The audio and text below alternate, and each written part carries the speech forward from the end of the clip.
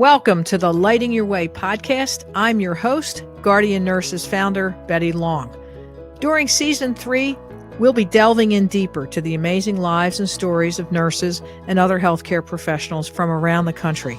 We'll also be talking with a few of my nurse advocate colleagues at Guardian Nurses. You'll get a behind-the-scenes peek at the healthcare system, as well as get advice on how to get the best care when you or a loved one is a patient. We close out our celebration of Nurses Month with a conversation with Jayne Felgen, the founder in 1989 of the Nightingale Awards of Pennsylvania, an organization whose mission is to celebrate nursing excellence and to recognize and support nursing scholarship. 33 years later, Nightingale continues that mission across the Commonwealth of Pennsylvania. Jayne's career spanned 5 decades, and even now, as she just retired last month, you can hear the passion in her voice when she talks about nursing. I hope you enjoy this podcast. Jayne Felgen, welcome to the Lighting Your Way podcast. It is wonderful to close out our 3rd season with your conversation. Thank you, Betty. I am delighted to be here. Yeah, as we have done in the month of May, we've been interviewing and talking with nurses who I consider legends of nursing, all of whom have at least 40 years of experience. I'm going to guess you might tell me you have more than that, but so this is our Legends series. So congratulations on being included in that auspicious group.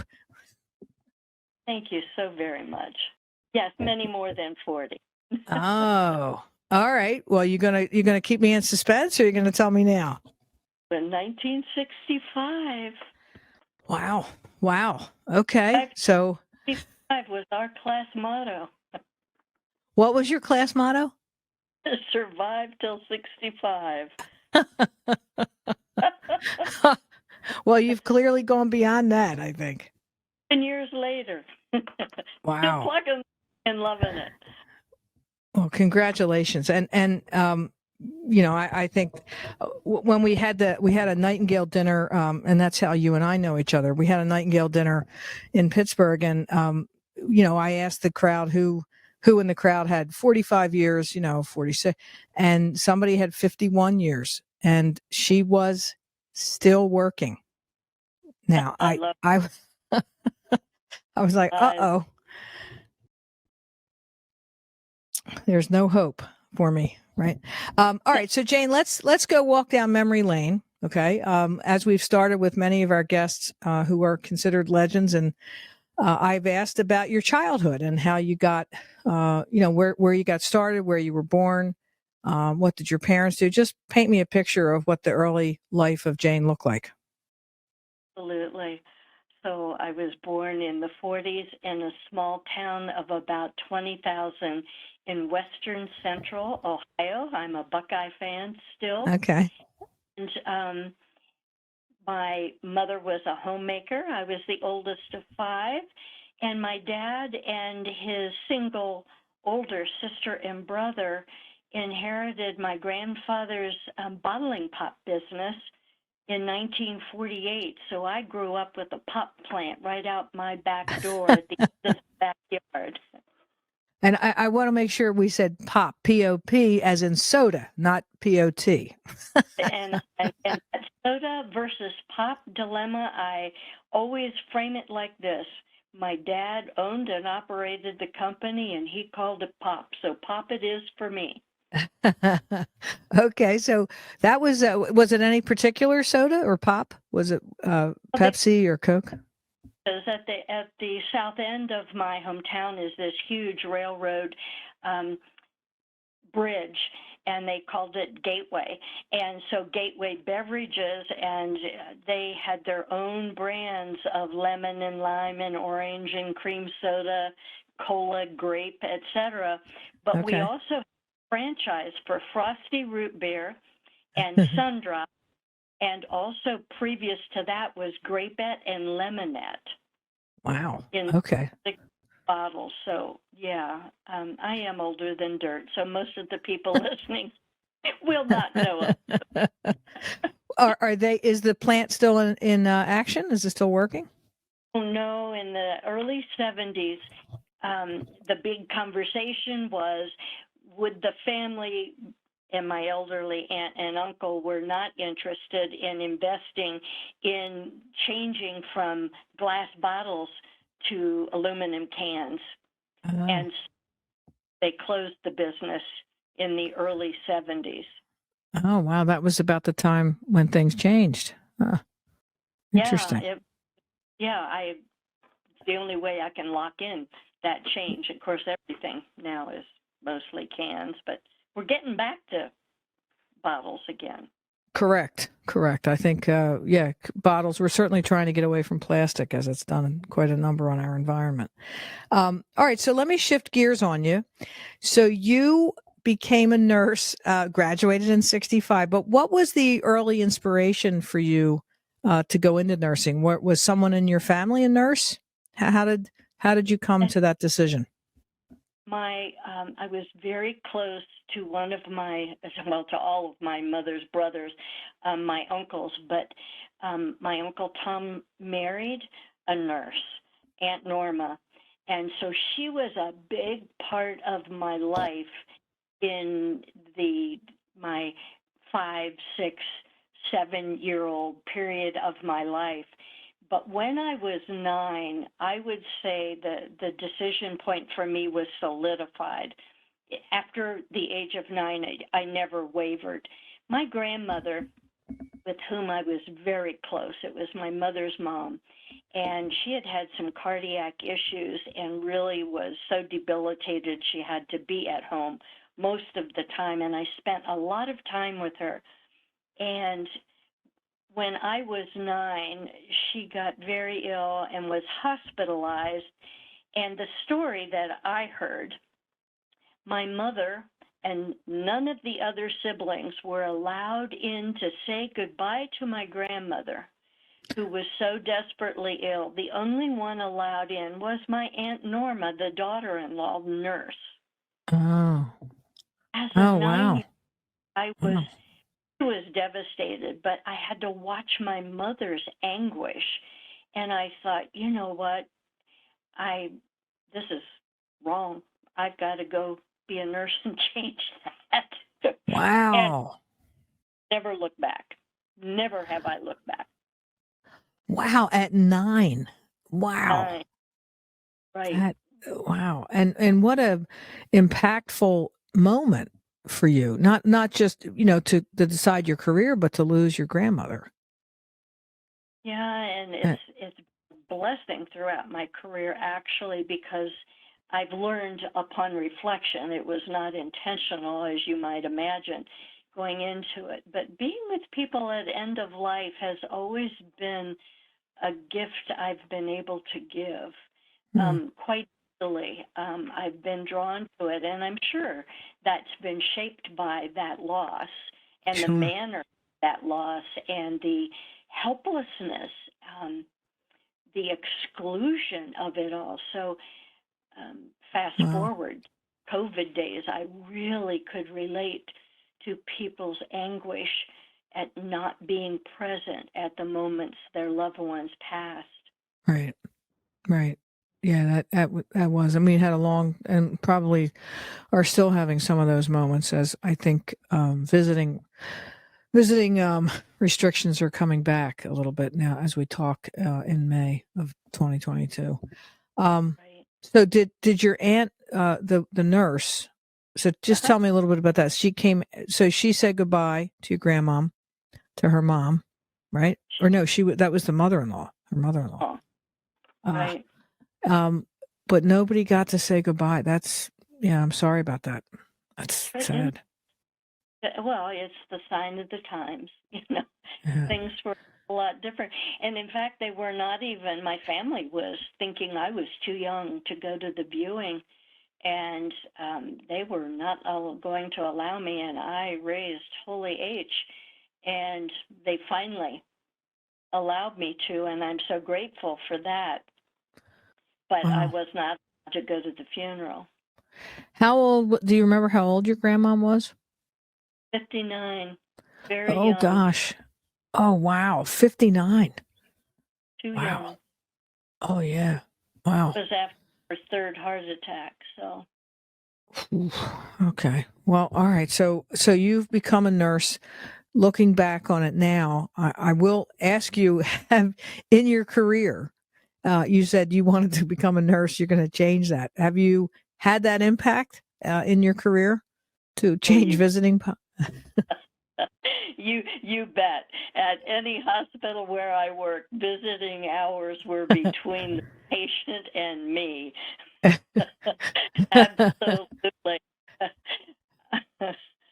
Yeah, That's and structurally, as a consultant later, the infrastructures that are changed to align with values like the importance of family and what's important to the patient has absolutely been a driver.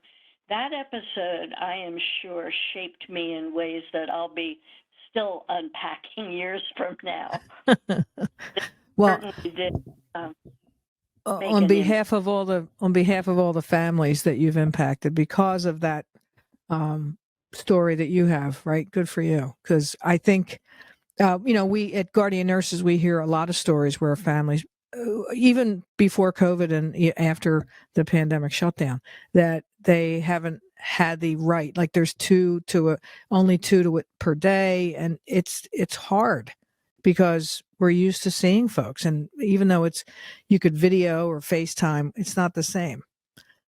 So good for you for doing that. I think more hospitals, sometimes it's about the convenience of the staff, not necessarily about the patient, sadly. That's been my experience for all 57 years. And I have to tell you that there are nurses and there are organizations who truly value the professional practice of the nurse and their commitment to the patient and creating plans that are most therapeutic. So the workarounds have existed for Right. a very long time. And thankfully, in recent decades, there has been an overt shift to be more open-minded and Yeah. truly be patient-focused. And Yes. yeah, so I think the systems are becoming more responsive, but there's a long way to go. That's Yeah. another story, another day. Okay. I promise. Okay. So Jayne, like a lot of our other nurses that we've talked with in this month of May, all of you have pursued at what I think is ahead of your time was a BSN.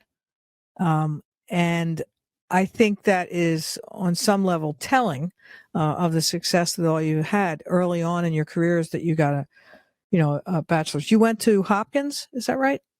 Yeah, and I'm a bit of an anomaly there, Betty, because my guidance counselor pleaded with me to go to a 4-year program, to Ohio Okay. State in Okay. particular. But my mother had already, after my sophomore year in high school, as I said, I was hell-bent for election. I was going to be a nurse, period.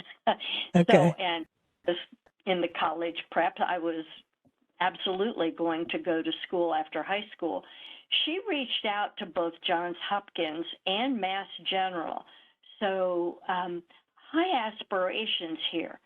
And they were both diploma programs at the time, but both obviously clinically the best in the country.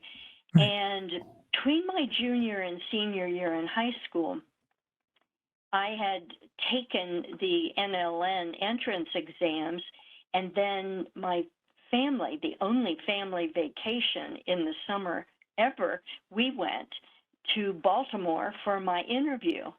And we walked through this ancient building, right, built 1890s, and my mother went inside with me. My dad stayed out with the other kids, and we walked through this ancient building, and all the while, every step I'm walking, looking around, thinking, oh, these honored halls, just to be walking down the hallway. And my mother, we walk out and she said, well, I guess that's a no-brainer. We'll keep looking. And I stopped dead and looked at her and I said, no, we're going to stop looking. I am saying yes, this is where I want to go. Why? What attracted you, despite the age and the history of it? Was the age. It okay. was the age. It was the historical precedent of it, and the story of Hopkins is rather unique as it relates to nursing because they felt they were partners. These physicians, it was the first medical school that had the medical training at the bedside. They even had their labs at the bedside. The class were adjacent to the clinical units, and the nurse faculty and the physician faculty were partners in this. And one of heavyweights, Sir William Osler. I mean, I was just enamored with the history and the model of care. Wow. And it was a good decision, I'll tell you. You were ahead of your time for and do your brothers and sisters give you a hard time about that vacation?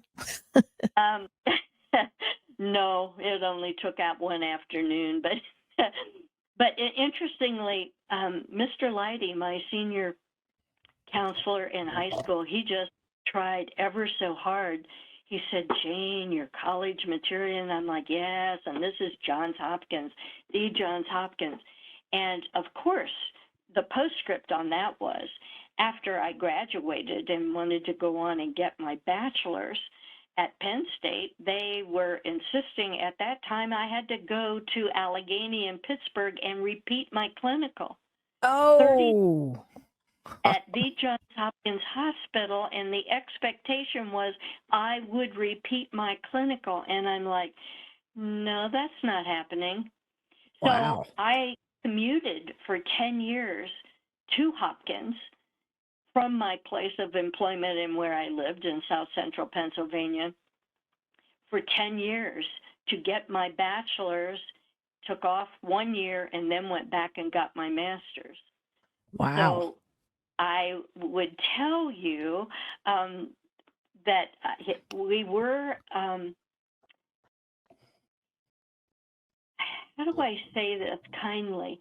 The times were very different, very narrow-minded, and just beginning to evolve. But I would never have sacrificed the 3 years of clinical that I had, because the major theme at Hopkins was, if you're a nurse, you're a leader, period. You have an honored place in people's lives, and you are an honored, trusted, and respected professional on the team. You are the leader of the team, including the physicians who are partners that come in periodically. Wow, that seems to be quite ahead of its time. I don't even think it's still considered that nurses are not considered leaders of the team, at least from a physician standpoint. Some facilities do, but so Hopkins was well ahead of its time. It was an anomaly. My experience was an anomaly. I grew up believing physicians were my partners. Well, so you come out of Hopkins, and from a really positive environment for nursing. Where do you end up in your first job? My husband, who was an X-ray tech at the time, lived in Hanover, Pennsylvania, about an hour, little more than an hour north of Baltimore.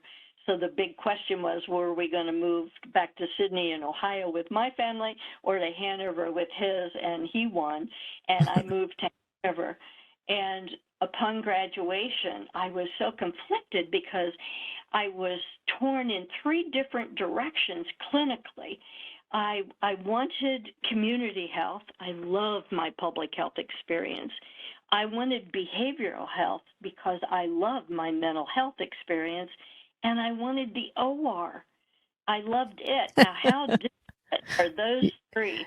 Yeah. And so then there was reality that I was moving to a 200-bed hospital in South Central Pennsylvania. There were none of those positions open. I ended up in med-surg, but 2 years later was selected to design, train for, and open one of the first coronary care units in the country. And 2 years later, it was one of 8 mobile coronary care units in the country from Wow. Little Hanover, Pennsylvania. Yeah, So- that's a mobile coronary care? Tell me about Absolutely. Another one of my mentors, Dr. Neil Bathon, was the medical director. He believed him out of the University of Maryland. And at the time, it was, you knew you could prevent deaths from MIs if you could manage the arrhythmias. So that was the impetus. You have to remember, back in those days, there were no ICUs. At Johns Hopkins, there was not an ICU in 1965. Your Why? entire ward was What? an ICU. Oh, But, wow. so Yikes. then ICUs came into existence, and he felt there needed to be one specific for coronaries because upwards of 3/4 of patients who died from arrhythmias. And if you could monitor that and treat that, you could save lives. And so then we did that. And 2 years later, it became apparent that the quicker you got to them, the more likely they would survive. So he leveraged conversations with the leaders of Hanover, Pennsylvania, and they negotiated with the fire company.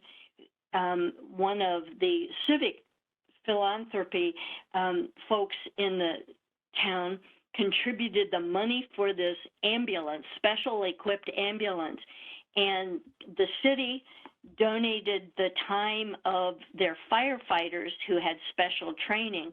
So this was pre-911, but when a 911 call would come in, it would go to the fire company, and they would dispatch, it was 2 miles from the hospital, they would dispatch the firemen and the ambulance as they called the hospital. Wow. On the 4th floor, we would grab the black bag, head downstairs out the ED, and off we would go together.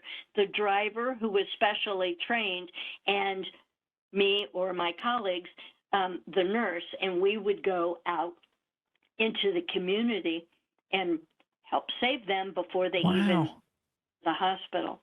1969. Wow. It's, you would think about, now we have AEDs all over, community centers, airports. Wow. And that was what, 60, 50 something years ago, right? We've come a long way. Wow. Yeah. We had the 50th anniversary a couple of years ago. 3 Wow. years ago. Pre-COVID. Wow. Sheesh. So you go to Little Hanover, as you say, and then is your journey through your career located in South Central? Like, it's still in Pennsylvania? Tell me about your career path. That's an interesting question. Yeah, I have lived in South Central Pennsylvania my entire adult life, but my journey went from Hanover General. I taught LPNs for 5 years, still at Hanover General, and then I went to Gettysburg Hospital, first as staff development director and then as chief nurse, before my husband and I moved to Lancaster, and I was able to work at all 3 of the city hospitals in Lancaster. And at the last one, I was the chief nurse.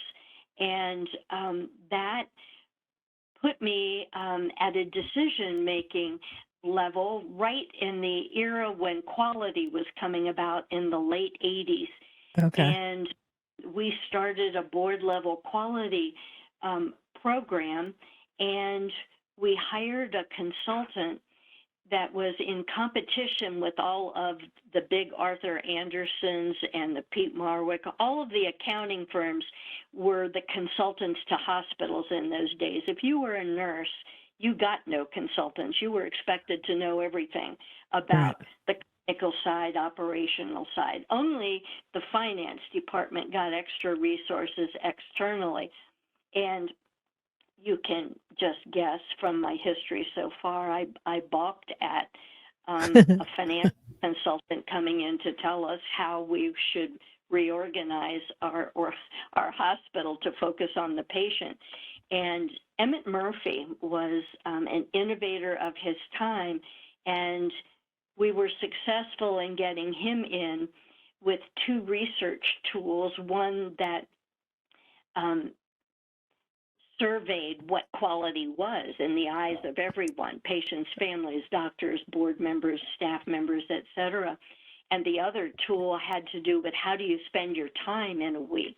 And the two data points, when collected and brought back, create a picture of where your priorities are.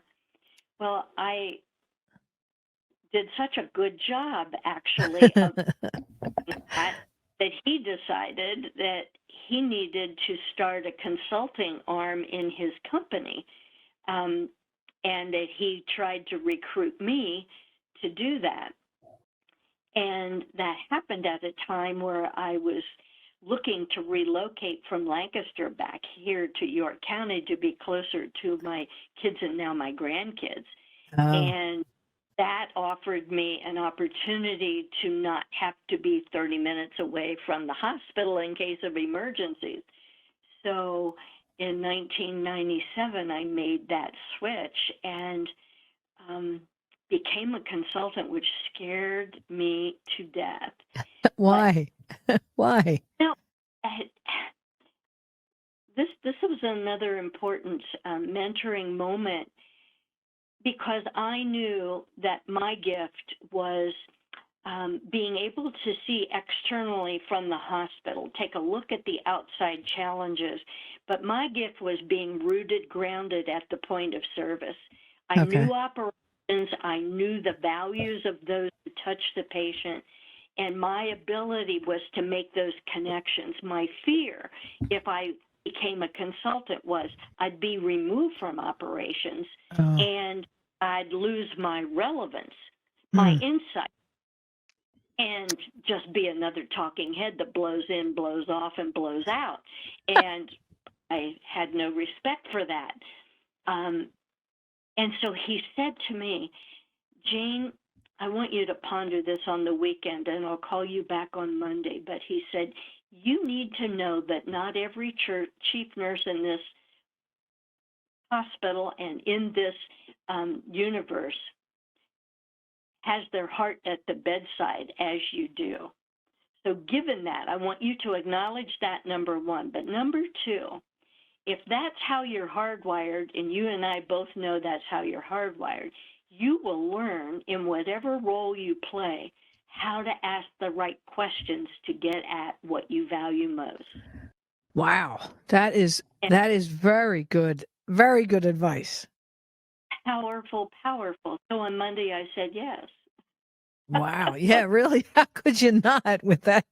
He's either a great salesman or a great mentor.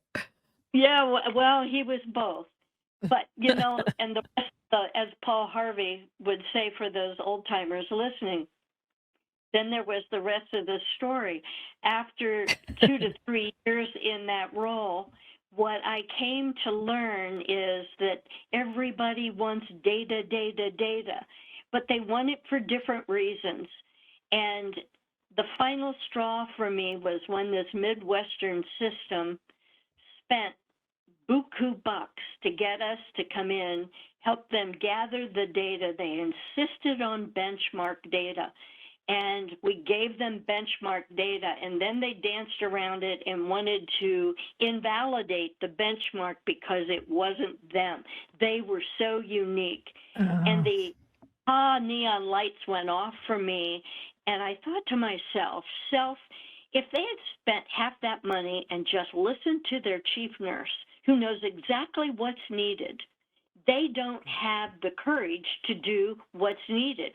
The data reflected exactly what the chief nurse already knew, but the Oh. process was a part of getting them all on the same page and saying yes and moving forward together. And they didn't want to do it.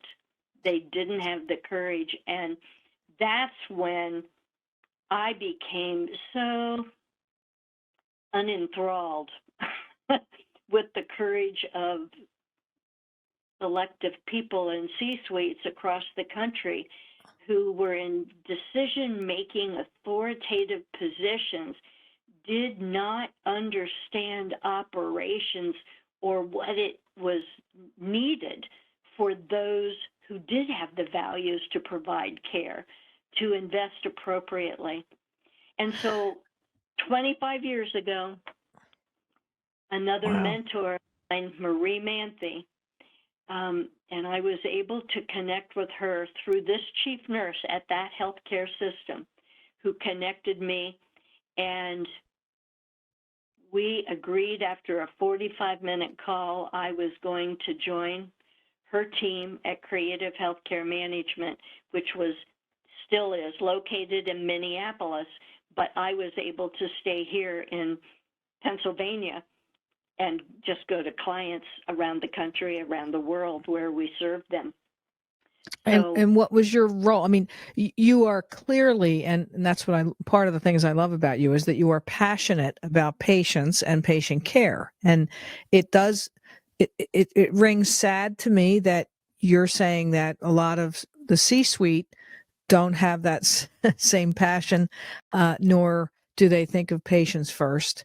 And in healthcare, that seems just unbelievable to me. But why do you think that with healthcare struggles so much? In your experience as a consultant, like when you work with other health systems, why do we struggle with putting patients first and making a system that is focused on their care and their outcomes? I would say that I don't think it's a lack of their wanting to focus on the patient. I think across the board, most people in the C-suites, that is what they think is what motivates them.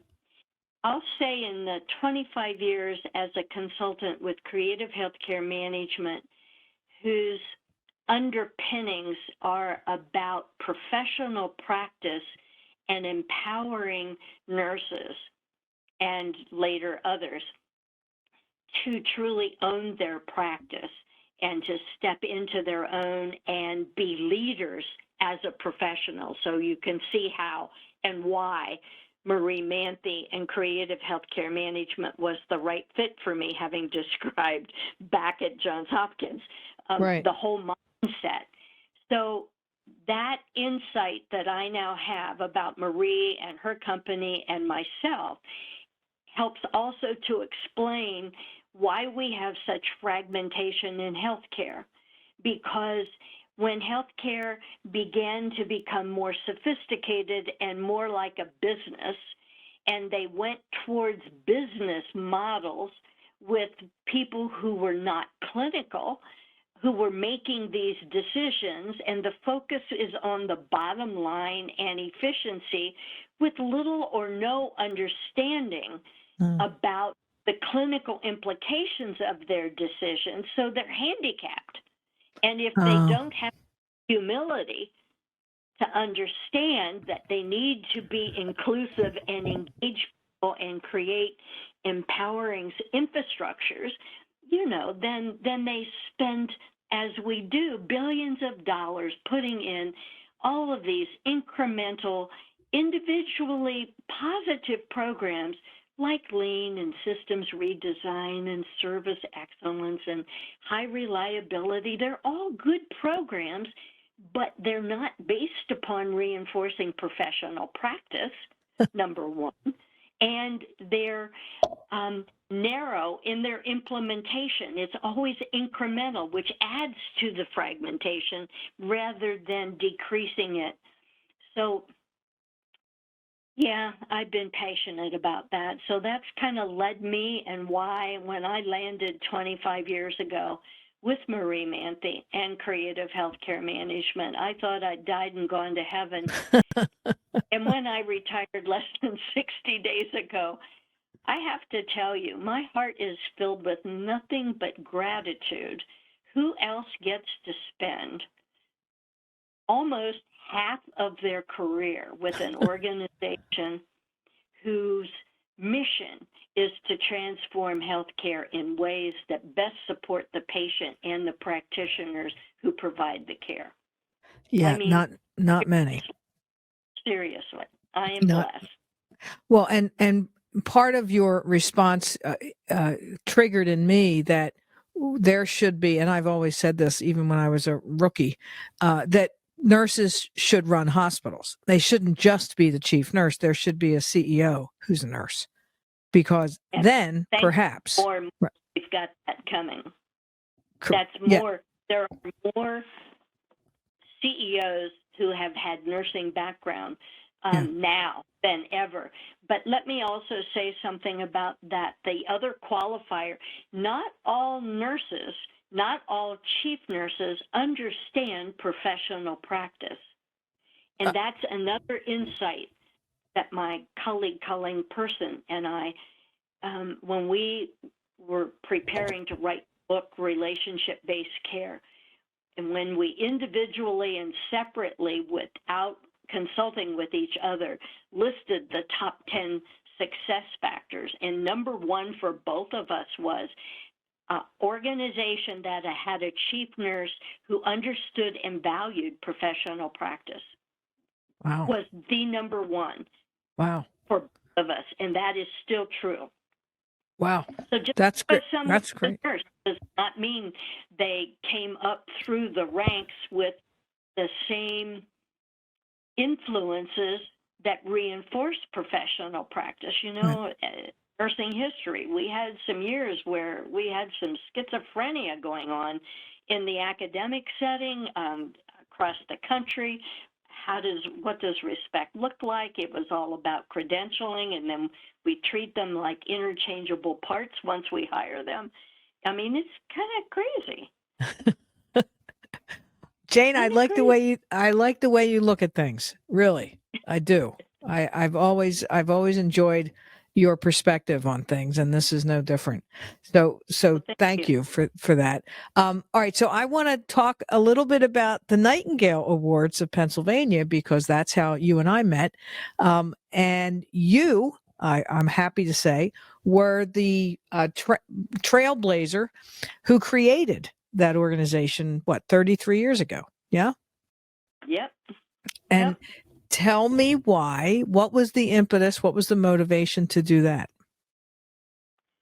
So again, going back in history and time, around 1987, our professional national nurse leader organization, called AONE at the time, American Organization of Nurse Execs, there were chapters in each state. And at the state level, I was a member, but only the chief nurses were allowed to vote, if you can imagine that. And I was an assistant vice president at the time. And right around that time, each state and the national organization decided that it really needed to branch out, decentralize, and within the state create regional chapters, and also at the same time recruit membership from nurse managers and directors and assistant VPs, et cetera. So that was the context. We were in the midst of a huge nursing shortage. Pennsylvania was one of the worst hit. We produced more RNs, but more than we produced were leaving the state to work elsewhere than were staying. So the nurse shortage was an issue. So with that as the backdrop, our professional journal, Journal of Nursing Administration, I was looking through it one day, and lo and behold, there was a half-page little article about the Colorado Awards of Nursing. And it was the University of Colorado School of Nursing that created an annual gala to honor nurses. And from that, they got big donors, Coors, who subsidized it. And so they would showcase nurses and use that as a part of their recruitment to get more nurses into their school. And the monies left over from the gala were offered as scholarships. And I thought to myself, now that is a winning combo. So I went to my South Central Organization of Nurse Exec colleagues, and I said, what do you think about this? And we thought it would be a grand idea. So we put it all together. We mapped it out as if it were going to happen. And we took that plan to the president of the Organization of Nurse Execs in Pennsylvania. It happened to be my boss, and Linda Sugars. She thought it was a great idea, but she and the executive team said, it doesn't really make a lot of sense to do this in one region only when you look at the resource required to organize it and pull it off. And we agreed, so we modified it to be statewide. Oh, okay. Then to her, and it first got endorsed by PONE, but because she was the chair and a part of the Hospital Association of Pennsylvania, she sat, by virtue of that role, on the HAP board with all of the other chapters within HAP. So that means finance, that meant the pharmaceuticals, that meant the healthcare attorneys. And so we put together a plan for who we could market this idea to get endorsements, both within HAP and their societies, and also throughout the state. Every LPN program, every diploma program, every bachelor's program, every long-term care organization systems. There were 45 of them. And we put together that plan while still as chief nurse at Community Hospital of Lancaster in my spare time. I took this dog and pony show and met with all 45 of these organizations long before Zoom. This was all in person. 44 of the 45 absolutely 150% supported it, including the Healthcare Attorney Society. Their president at the time was Bill Humanick, and he wanted not only to support it, but offered free of charge to put together a not-for-profit package, because he felt, unlike Colorado, where it was under the auspices of one university, our vision was much broader and more inclusive, to include anyone who has influence over a nurse and their education. And so he then became our first board member and treasurer. Oh. But the story of how that came about, we got so much support so spontaneously, we truly could have done it the year before. But we felt that we also needed to grow the concept, and we recruited a board member who was expert at fundraising, and he put together the package to try to help us get some donations that we could create an endowment fund. That's the only piece that we were never successful at in those first few years. Okay. But that's great. I took it to my colleagues, and yes, I appreciate the acknowledgement that it was my bright idea, and when I have a bright idea, I follow it up with the nuts and bolts. But everyone said yes. And they Right. not only said yes, but they showed up. And many of them, as you know, from that 30th anniversary Yep. gala, they're still involved in one way or another. Yep. This is Yep. life work for us.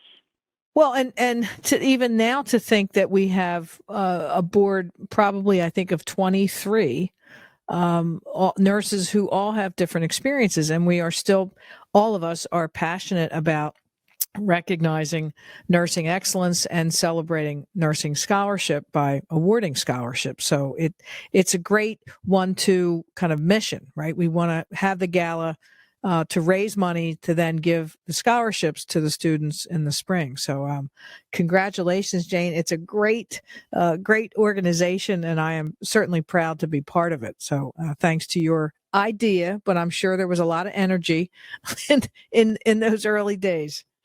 I'm sure. I'll tell you, 18 years. When I look back on it now, it's mind-boggling even to me. But 2 years before it came into being in the first gala, and for 18 years later, fully employed and going to school and all of those things, and presiding over this great organization with its amazing volunteers. And so Yeah. I thank you and congratulate you, because the ongoing leadership hasn't missed a beat. And in fact, you've been able to put in place things that I hope will sustain it for a long time to come. And we still have work to do throughout the state to help people understand what an amazing and rewarding Yes. profession this is. And this organization has the infrastructure in place, but we still could benefit from other social media, TV exposure, some other way to make it more real and lived experience in every county in the state of Pennsylvania. Because it's going Amen. to take more nurses from every one of them to take care of us. Well, that's true. Let's not talk about taking care of us, but I certainly taking care of the organization. I think many of my friends who are older than me and who look at their next couple of years and fear entering the healthcare system that there won't be enough nurses, and those that are there may be on their phones. So we don't know what the future is going to hold. So we have to do a good job of recruiting. So thank you for your leadership in that. I'm tickled that the Nightingale Awards of Pennsylvania does exist, and as I say to the board members, we're the best kept secret in Pennsylvania, right? We got to change that. We got to make sure that people know about us. Yeah, and especially now using social media, so hopefully we can get some of the younger nurses turned on. All right, so here's a fun question. And think about it if you want, or just blurt out something. But here's the question: many of our Legends of Nursing conversations have talked about the Cherry Ames books. That was a series of books written by Helen Wells back, I guess, in the 40s, and then subsequently in the 50s and after that. So she apparently had 27 books, and they were all different roles. So, which Cherry Ames character of these 4 would you choose to be? A cruise nurse, a department store nurse, a jungle nurse, or a ski nurse? I can't even believe that there's all those 4 in the series, but of those 4, what would you be? So I'm just going to be true to form and tell you that I would be none of those, because I wanted to be an airline stewardess.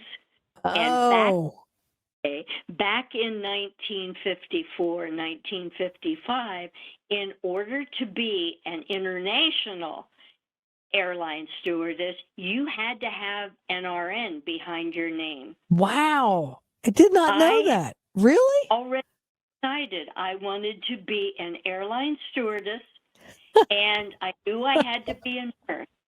But going back to my previous story, but when my grandmother had that episode and the family was not allowed to visit, that changed me forever.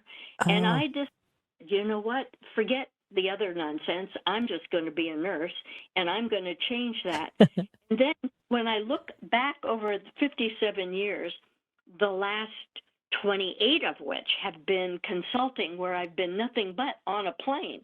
Up, down, up, down, up, down. My dream came true.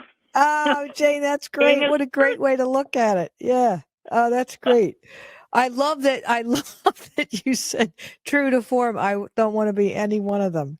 Bravo to you for standing up for what you believe in. Good for you. Jayne, I love talking with you, as you know, but this has been particularly riveting for me to hear about your success in your career and all the, even the stories, the early stories, what made you you. So thank you for joining us, and thank you for being a legend of nursing. Thank you very much. I appreciate the opportunity to both reflect and share, and it's my hope that any prospective nurses, or even those who are listening who are nurses and have other members in their family or within their influence, that you focus on the rewards that we uniquely get by being a change force in others people's lives, and don't focus so much on the things that get in the way, but look at the difference that you have made. Let that be the story that influences others.